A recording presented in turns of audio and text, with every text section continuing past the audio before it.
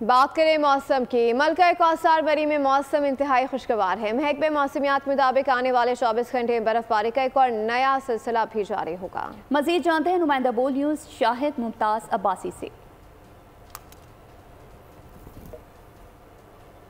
कौसार मरी में अगर बात करें तो गुज़िश्ता दिनों से मरी के अंदर बारिश और बर्फबारी का एक सिलसिला जो है वो जारी हुआ था, जो आज जो है वो रुका हुआ है। अगर यहाँ पे मरी के मौसम की बात करें तो आज भी आसमान के ऊपर जो है बादल और सूरज की आंख मचौली का एक सिलसिला जो है वो जारी है। तो महकमा मौसमियात के मुताबिक आइंदा आने वाले 24 घंटों में मरी के अंदर बर्फबारी का एक नया सिलसिला जो है वो जारी होगा। यहाँ पे अगर बात करें मरी इंतजामिया के हवाले से तो इंतजामिया भी यहाँ पे इंतहाई मुतहर्रिक है। सयाहों को हर मुमकिन सहूलियात जो है वो देते दिखाई दे रहे हैं। अगर यहाँ पे बात करें तो मरी के अंदर मुख्तलिफ मकामात के ऊपर सयाहों की सहूलियात के लिए फैसिलिटेशन सेंटर जो है वो बनाए गए हैं, जो सयाहों को हर मुमकिन सहूलियात देने में अपना किरदार जो है वो अदा कर रहे हैं। जी सब्सक्राइब करें और बेल दबाएं ताकि कोई खबर रह न जाए।